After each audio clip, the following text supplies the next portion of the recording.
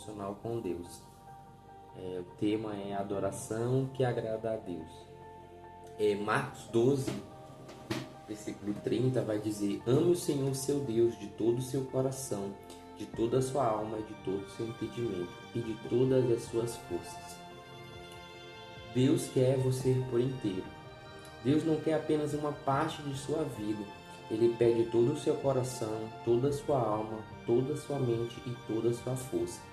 Deus não está interessado em um comprometimento tímido, em uma obediência parcial ou em sobras do seu tempo e dinheiro. Ele deseja sua total devoção e não pequenos pedaços da sua vida. Uma mulher samaritana certa vez tentou ponderar com Jesus sobre o melhor momento, lugar e forma de adorar. Jesus respondeu que essas questões externas não tinham importância. Onde você adora não é tão importante quanto por que você adora e o quanto de si mesmo você oferece a Deus quando adora. Existe a forma certa e a forma errada de adorar. A Bíblia diz: sejamos agradecidos e adoremos a Deus. A adoração que agrada a Deus tem 4 características. A primeira: Deus se agrada quando a nossa adoração é precisa. As pessoas frequentemente dizem: eu gosto de pensar em Deus, como? E então contam sobre que tipo de Deus gostariam de adorar. Mas nós não podemos apenas criar nossas próprias imagens de Deus, confortáveis e politicamente corretas, e adorá-la. Isso é idolatria. A adoração deve ser baseada na verdade das Escrituras e não em nossas opiniões a respeito de Deus. Jesus disse à mulher samaritana: os verdadeiros adoradores adorarão o Pai em espírito e em verdade. São estes os adoradores que o Pai procura. Adorar em verdade significa adorar a Deus tal como Ele é verdadeiramente revelado na Bíblia. Segundo, Deus se agrada quando a nossa adoração é autêntica.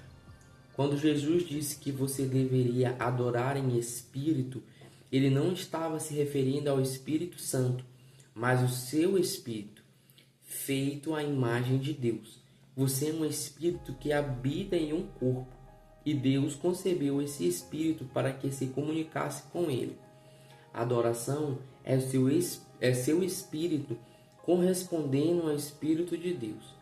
Quando Jesus disse: ame o Senhor seu Deus de todo o seu coração, de toda a sua alma, Ele queria dizer que a adoração deveria ser genuína e sincera. Não é apenas uma questão de utilizar as palavras corretas.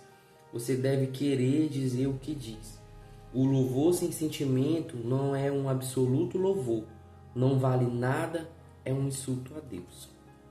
Quando adoramos, Deus olha para além das nossas palavras para ver a nossa postura do nosso coração.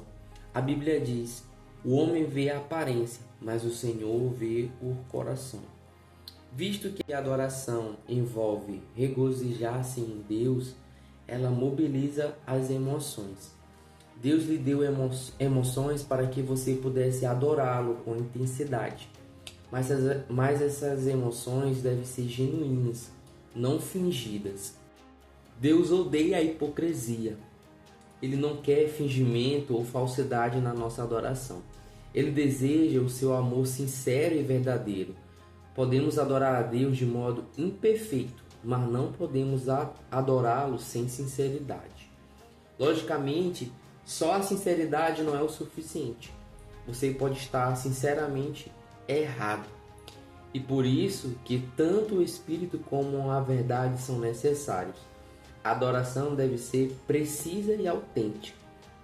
A adoração agradável a Deus é profundamente emocional e profundamente doutrinária. Usamos tanto o coração quanto a cabeça. Hoje em dia, muitas pessoas comparam estar comovido com uma música e ter sido tocado pelo Espírito Santo, mas não é a mesma coisa. A verdadeira adoração acontece quando o seu espírito responde a Deus e não a algumas melodias musicais. Na verdade, algumas canções e sentimentos impede a adoração, pois retira a evidência de Deus e transfere para os nossos sentimentos. Sua maior distração na adoração é você mesmo. Seus interesses e as suas preocupações com o que os outros pensam ao seu respeito. Discordam a miúdos sobre a forma mais apropriada ou genuína de louvar a Deus.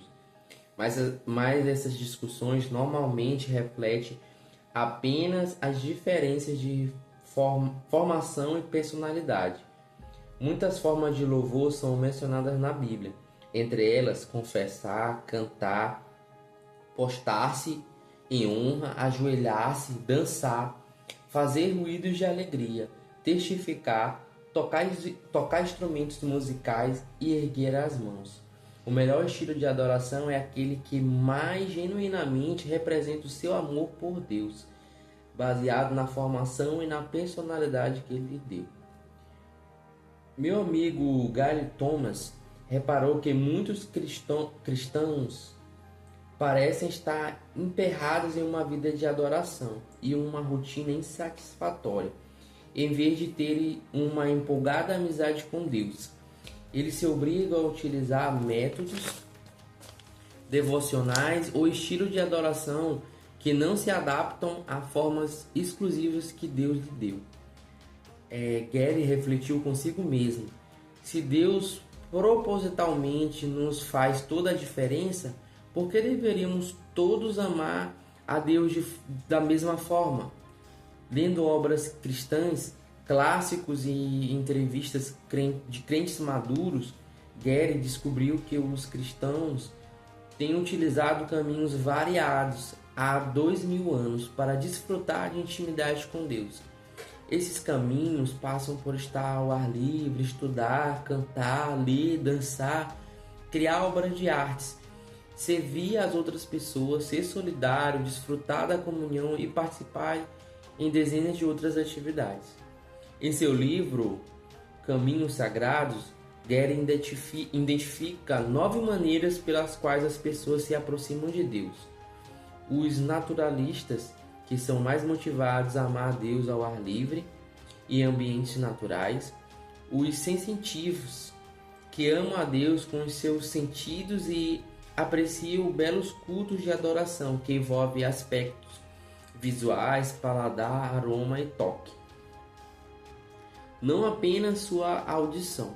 Os tradicionalistas, que se aproximam de Deus por meio de rituais, liturgias, símbolos e estruturas rígidas. Os ascetas, que preferem amar a Deus em solidão e simplicidade. Os ativistas, que amam a Deus pelo confronto com o mal, combatendo a injustiça e trabalhando para tornar o mundo em um lugar melhor. Os caridosos, que amam a Deus amando os outros e suprindo as suas necessidades. Os entusiastas, que amam a Deus com festas. Os contemplativos, que amam a Deus por meio da adoração. E os intelectuais, que amam a Deus ao estudá-lo com a mente. Não há uma abordagem tamanho único para adorar e desenvolver a amizade com Deus. Uma coisa é certa: você não glorifica a Deus tentando ser alguém que Ele nunca quis que você fosse. Deus quer que você seja você mesmo. Este é o tipo de pessoa que o Pai está buscando, os quais são simples e honestos consigo mesmo perante Ele e a sua adoração. Deus se agrada quando a nossa adoração é atenta. A ordem de Jesus, amar a Deus de toda a sua mente, é repetida 4 vezes no Novo Testamento.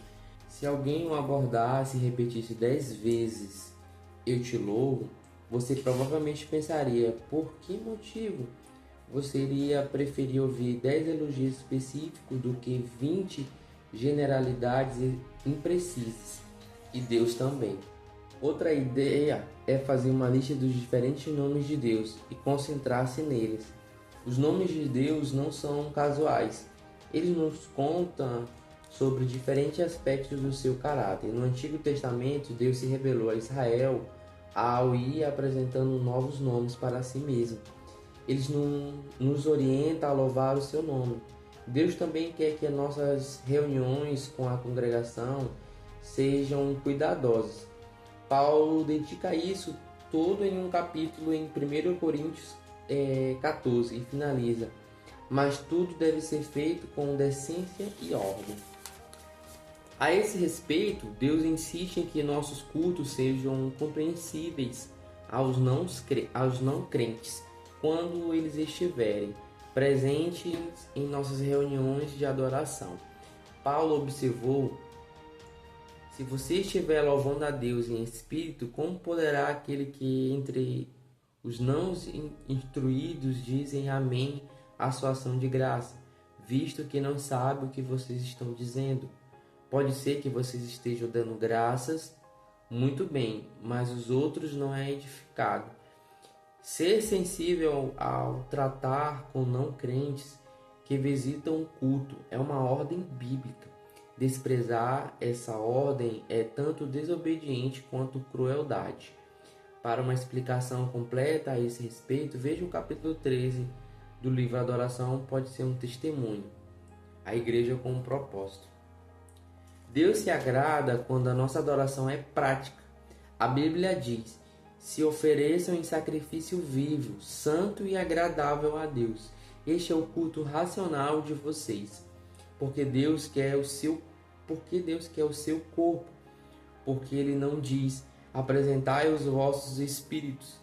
Porque sem um corpo você não pode fazer nada neste planeta. Na eternidade você irá receber um corpo novo, melhorando e aprimorando. Mas enquanto você está aqui na terra, Deus diz: dai-me o que você tem. Ele está apenas sendo prático a respeito da adoração. Você já ouviu pessoas dizerem: não poderei estar na reunião esta noite, mas estarei com você em espírito. Você sabe o que significa? Nada. Isso é inútil. Enquanto você estiver na terra, seu espírito só poderá estar onde seu corpo estiver. Se o seu corpo não está lá, você também não está lá. Na adoração, devemos oferecer o nosso corpo como sacrifício vivo. Agora, nós normalmente associamos a conceito de sacrifício com algo morto, mas Deus quer que você seja um sacrifício vivo. Ele quer que você viva por Ele. Entretanto, o problema com o sacrifício vivo pode escapulir do altar, o que muitas vezes acontece. Nós cantamos firmes os soldados crentes em Jesus no domingo e na segunda batemos em retirada. No Antigo Testamento, Deus se agradou de muitos sacrifícios de adoração, porque eles profetizavam o sacrifício de Jesus por nós na cruz. Hoje em dia, Deus se agrada de sacrifícios de adorações diferentes: ações de graça, louvor, humildade, arrependimento, oferta em dinheiro, oração, serviços aos outros e a ajuda aos necessitados. A verdadeira adoração implica em custo. Davi sabia disso quando disse: eu não vou oferecer ao Senhor meu Deus sacrifício que não me custará nada. Um dos seus custos que a adoração tem para nós é o egocentrismo. Você não pode louvar a Deus e a si mesmo ao mesmo tempo. Você não adora para ser visto pelos outros ou para agradar a si mesmo. Você